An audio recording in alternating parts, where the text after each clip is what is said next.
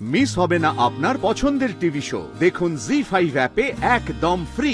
আমি একটু লেখা থেকে করি আর কি, কবিতা টবিতা লিখি। আচ্ছা, তোমার সঙ্গে পরিচয় পর্বটা আমি নিজের লেখা দিয়ে একটুখানি শুরু করতে চাইছি। মায়ের সাথে মেয়ের হয় যেমন নারীর টান, আদর, স্নেহ, ভালোবাসা, অনেকটা সময় মায়ের ছায়ায় মমতা মায়া, মেয়ের জীবন ঘেরা, মেয়েকে দেখে মায়েরও সেই ফেলে আসা দিনে ফেরা। আজ চার দারুণ মা মেয়ের জুটি আমাদের মঞ্চে উপস্থিত। প্রথমে আছেন সোনালী ব্যানার্জি, সংহতি ব্যানার্জি। নমস্কার, আমরা খড়গপুর থেকে এসেছি।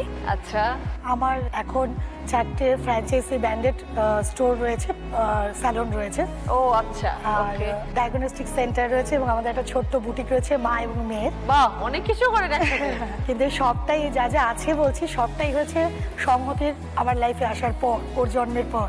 ওকে, সেই স্ট্রাগলটা বা সেই জার্নিটাই আপনার সাথে শেয়ার করবো আজকে। তো এতগুলো দায়িত্ব সামলান, সংহতি হেল্প করে তো? হ্যাঁ, সংহতি হেল্প করে। কি করো তুমি সংহতি এমনি? আমার ইংলিশ অনার্স জাস্ট কমপ্লিট হয়েছে। ওকে, আমি মায়ের সাথে, হ্যাঁ মায়ের সাথে বুটিকটা আমার আর মায়েরই। তাছাড়াও আমার একটি হোম ডেকোরের ছোট্ট বিজনেস আছে। বাহ, শুনবো সব গল্প। এরপর আছেন সুনন্দা সেনগুপ্ত, শ্রেয়া সেনগুপ্ত। নমস্কার। নমস্কার। আমরা আগরপাড়া থেকে এসেছি।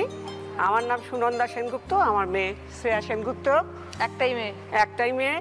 আমি একটু লেখা থেকে করি আর কি, কবিতা টবিতা লিখি। আচ্ছা, তোমার সঙ্গে পরিচয় পর্বটা আমি নিজের লেখা দিয়ে একটুখানি শুরু করতে চাইছি। তোমার কাছে এসেছি রচনা, মেটাতে মনের বাসনা, তুমি আমার কন্যা সমা, স্নেহের সম্পর্ক, তাই তো ছুটে এলাম ভুলে নিজের বার্ধক্য। 1 ঘন্টার খেলাধুলা, ফিরে পাবো ছেলেবেলা, কতই না মজা হবে, 2-একটা গিফট পাওনা হবে, সময়টা ভালোই কাটবে, মন আনন্দে ভরপুর হবে, ভালো থেকো, সুখে থেকো, এই কামনা করি, ছেলেকে নিয়ে খুশি থাকো, আন্তরিক আশীর্বাদ করি। বাহ বাহ বাহ।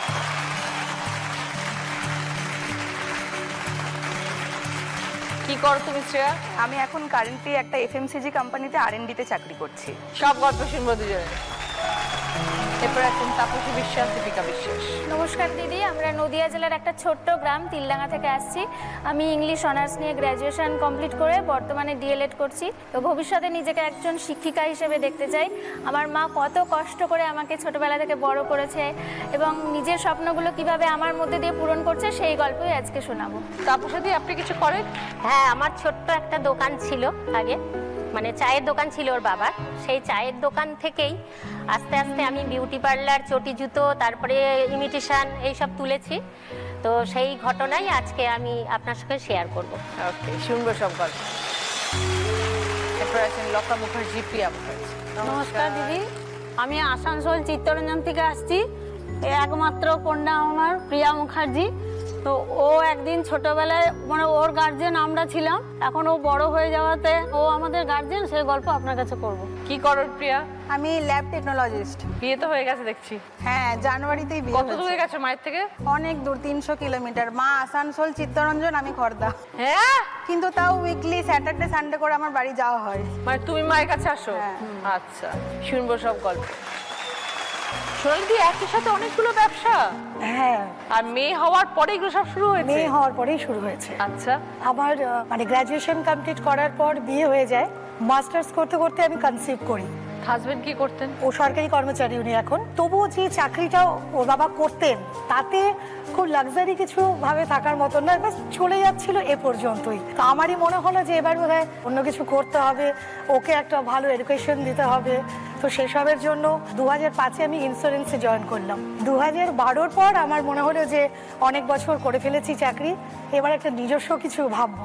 সেই ভাবনা থেকেই আমার একটা ব্র্যান্ডেড একটা ফ্র্যাঞ্চাইজি নিলাম স্যালনের। আচ্ছা, ছোট্ট একটা স্টোর দিয়ে শুরু হয়েছিল, একটি শপিং মলে শুরু করেছিলাম। আজ আমার মোটামুটি 4টে আউটলেট হয়েছে খড়গপুর এবং মিদনাপুরে মিলিয়ে। একটি একাডেমিও রয়েছে যেখানে শেখানো হয় ছেলে মেয়েদের। ধরুন একটা স্যালন থেকে এই যে 3-4টে করে বাড়াতে পারছে। হ্যাঁ, আপনার তো সেই আইডিয়াটা ছিল না। ইন্স্যুরেন্সে যে 5 বছর জব করেছি, একদম তখন আমি কমপ্লিটলি হাউস ওয়াইফ থেকেই আমার ইন্স্যুরেন্সে আসা। তো ওই 5 বছরে আমি অনেক কিছু শিখেছি। ইন্স্যুরেন্স মানে জানিনি যে মানে লোকের কাছে যাওয়া, কোম্পানির প্রেজেন্টেশন দেওয়া এবং কি পলিসি আমি সেল করছি সেটা বোঝানো। তো এটা করতে করতে মোটামুটি একটু ম্যাচিওর হয়ে গেছিলাম যার ফলে ভাবনা চিন্তাগুলো করতে সুবিধে হয়েছে। তো তখন আমাদের খড়গপুরে ব্র্যান্ডেড বলতে কিছু ছিল না, তো ওই নেট সার্চ করে দেখে মোটামুটি যা প্রসিডিওর সেগুলো মেনটেন করে শুরু করলাম। তারপর ওপরওয়ালার আশীর্বাদে একটার পর একটা চলেছে। সুনন্দা দি একমাত্র মেয়ে শ্রেয়া। হ্যাঁ শ্রেয়া, তুমি তো ছোটবেলা থেকে অনেক দায়িত্ব নিয়েছো। হ্যাঁ মানে নিতে হয়েছে, পরিস্থিতি এমনই ছিল যে নিতে হয়েছে।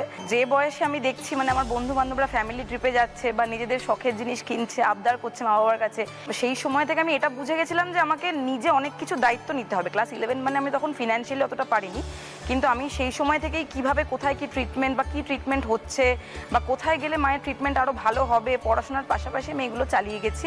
তার সঙ্গে সঙ্গে এই যে খোঁজ খবরগুলো, যে MCM স্কলারশিপটা আমি পেয়েছিলাম, মানে ভগবান ঠিক সময় সময় এমন এমন মানুষকে পাঠিয়ে দিয়েছিলেন যারা ওই স্কলারশিপ বলুন বা হেরিটেজে এই যে অ্যাসিস্ট্যান্সটা আছে, এই খবরগুলো ঠিক সময় সময় আমাদের কাছে পৌঁছে দিয়েছেন, যাতে আমার খুব স্মুথলি মানে ইঞ্জিনিয়ারিং কমপ্লিট হয়ে গেছে। তারপরে আমি চাকরি করছি এবং বর্তমানে আমি আগে শুধু মেন্টালি ছিলাম, এখন ফিনান্সিয়ালিও আমার মা বাবার দায়িত্ব সামলাচ্ছি। আর আপনি কেমন আছেন?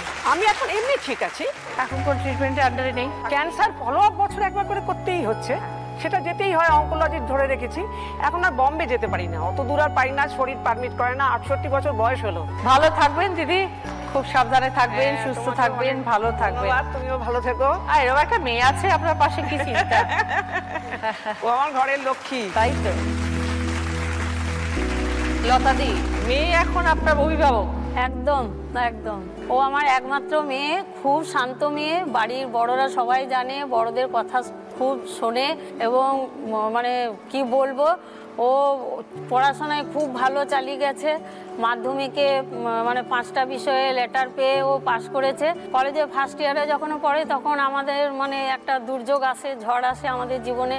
মানে ওর বাবার একটা কার্ডিয়াক মানে পেশেন্ট হয়ে যায়, হঠাৎ বুকে ব্যথা। তখন ও কলেজে ফার্স্ট ইয়ারে পড়াশোনা করছে, বাড়িতে আমি, ওর কাকা আর কাকিমা, দুটো ভাল্ব ওর ব্লক হয়ে গেছে ওর বাবার। তারপরে ওই দৌড় ঝাঁপ, বাইরে নিয়ে যাওয়া, সার্জারি করা।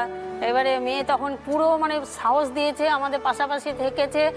তখন ও এই মেডিকেল লাইনে এই জয়েন্টে বসে ও ল্যাব টেকনোলজিস্ট এই পড়াটা করতে পারলো। এই পড়া করতে করতে তখন আমাদের বাড়ির সবাই রিলেটিভরা বলতে লাগলো যে বাবার ওই অবস্থা, মেয়ে বড় হয়েছে, এবারে মেয়ের বিয়ে দিয়ে দেওয়া হোক। তো দিদি, মেয়ে নিজের জায়গা ছেড়ে একদম নড়বে না যে ঠিক আছে বাবা অস্ত তো কি হয়েছে, আমি তো কিছু করতে পারি বাবা মায়ের জন্য, তা আমি এখন বিয়ে করব না, আমি এই পড়াশোনাটা করি, এই পড়াশোনা করে আমি কিছু একটা করব, নিজের পায়ে দাঁড়াবো। তখন ও এই চান্সটা পায় নিয়ারেস্ট আমাদের ওখানে হসপিটালে একটা, ও এই জবটা করে। তো ওই জব করে টিউশনি করে ও কোনো রকম আমাদের পাশে দাঁড়ালো। ওর বাবার জমানো মানে টাকা দিয়ে আমাদের সেই সময়টা কোনো রকম ওই পিরিয়ডটা পার করেছি। সত্যি ও আমাদের খুব লক্ষ্মী মেয়ে। ওই সময়টা ও খুব আমাদের পাশে থেকেছে।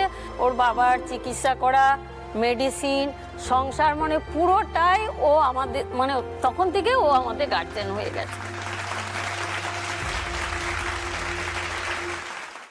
জি5 ডাউনলোড করুন আর সব এপিসোড দেখুন একদম ফ্রি।